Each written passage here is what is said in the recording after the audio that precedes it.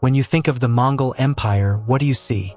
Fierce warriors charging across endless plains, massive armies with banners flying high, or perhaps the dark shadow of destruction looming over cities. Most would say these things are the heart of the Mongol story. But in truth, the legacy of the Mongols is much more complex than that.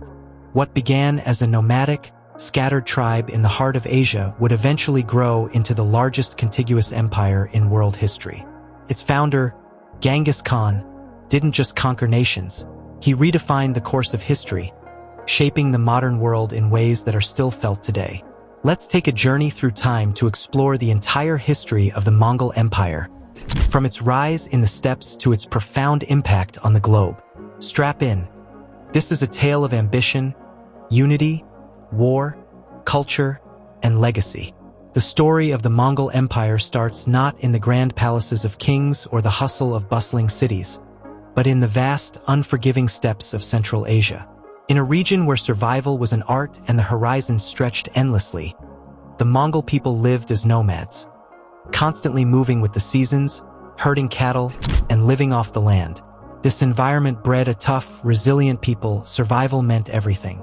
Tribal warfare was constant, alliances were fragile, and betrayal was a way of life. The Mongols, at the time, were just one among many nomadic tribes scattered across the steppes. But they would soon be united under one extraordinary leader. Born around 1162, Temujin, later known as Genghis Khan, was the son of Yasujii, a tribal chief of the Mongol tribe. But when Temujin was only 9 years old, his father was poisoned by a rival tribe. The family was left vulnerable, shunned by other tribes, and forced to live in destitution. For many, this would have been the beginning of the end. A childhood marked by hardship, betrayal, and loss would have turned any boy into a man full of bitterness and revenge. But Temujin was different. Temujin was not just any ordinary young man. He was driven by a vision: to unite the Mongol tribes. He recognized that only by working together could the Mongols survive in such a brutal world. He understood the power of loyalty, a value he would uphold his entire life.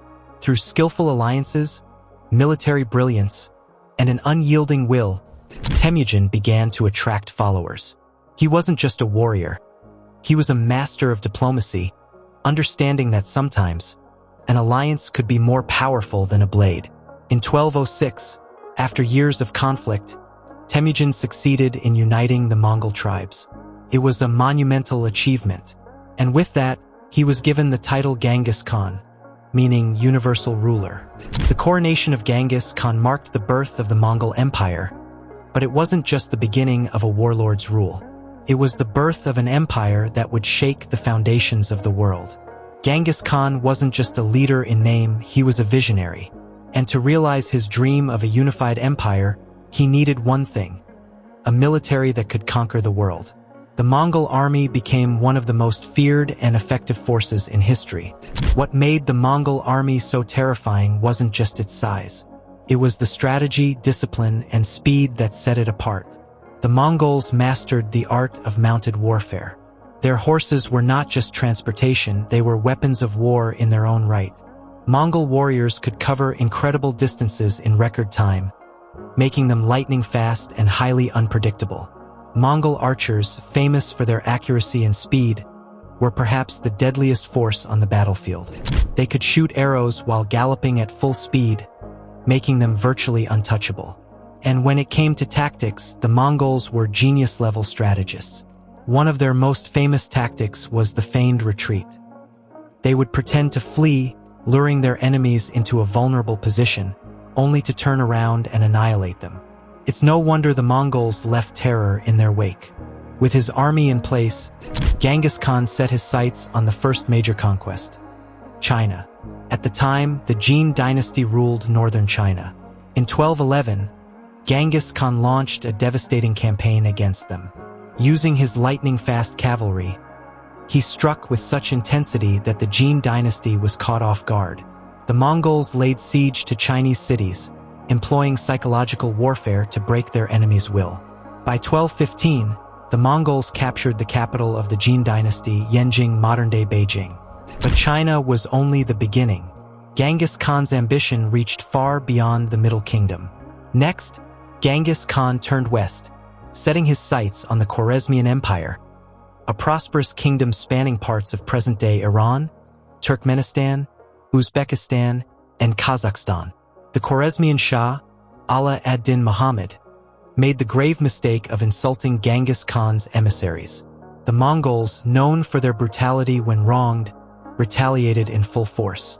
The Mongol invasion of the Khwarezmian Empire was swift and merciless. Entire cities were razed to the ground, and those who resisted were annihilated. The Khwarezmian Empire fell, and Genghis Khan's reputation grew ever more fearsome. As Genghis Khan's empire expanded, it reached the Middle East, Central Asia, and even into Eastern Europe.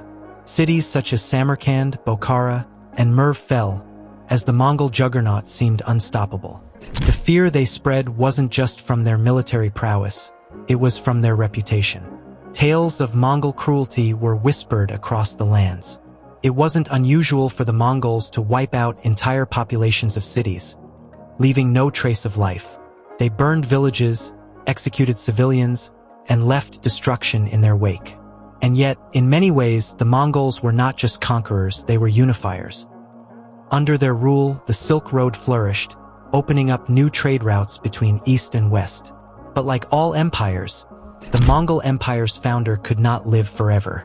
In 1227, Genghis Khan died during a campaign against the Tangut Empire in the Western Xia region. His death, though shrouded in mystery, didn't mark the end of the Mongol dream. His sons and grandsons took up the mantle, continuing his conquests and expanding the empire. His son Ogdi Khan succeeded him as the Great Khan, and under his leadership, the Mongol Empire pushed even further, conquering territories in Russia, Europe, and China. One of the most fascinating aspects of the Mongol Empire was its role in facilitating a unique period of cultural exchange. Known as the Pax Mongolica or Mongol Peace, the empire helped to unite vast parts of Eurasia under one rule. This provided unprecedented stability for trade, travel, and the spread of ideas. The Mongols actively promoted religious tolerance, allowing the practice of multiple faiths throughout the empire. Islam, Christianity, Buddhism, and shamanism all coexisted under Mongol rule, something that was uncommon for the time. The Silk Road, which had been disrupted by centuries of warfare, now flourished. The exchange of goods, silk, spices, paper, and porcelain was matched only by the exchange of knowledge. Chinese inventions such as gunpowder, printing, and compasses spread to the west, while Middle Eastern and European ideas and technologies found their way east. This exchange had profound impacts on the global trajectory of innovation and science. But as history often shows, empires are fragile. After Genghis Khan's death, the vastness of the Mongol Empire became both a strength and a weakness. The sheer size of the empire created difficulty in governance, and the multiple khanates that emerged from Genghis Khan's descendants began to drift apart. The decline was slow but inevitable. By the mid-14th century, the empire was fractured. In China, the Yuan dynasty, founded by Kublai Khan, fell to the Ming dynasty. The Golden Horde in Russia faced internal strife, and other khanates lost their power and influence. The Mongol Empire, which once spanned from the Pacific to Europe, slowly faded from the world stage. Though the Mongol Empire ultimately fragmented and collapsed, its impact on the world cannot be denied. The Mongol legacy lives on in countless ways, through the roads they built, the cultures they connected, and the trade networks they established. Genghis Khan's vision of a unified world may have been born through war, but it laid the groundwork for the modern world's interconnectedness. The Mongols didn't just conquer, they transformed civilization. Thank you for joining us on this incredible journey through history. Be sure to like, share, and subscribe, and we'll see you next time for another deep dive into the world's most fascinating stories.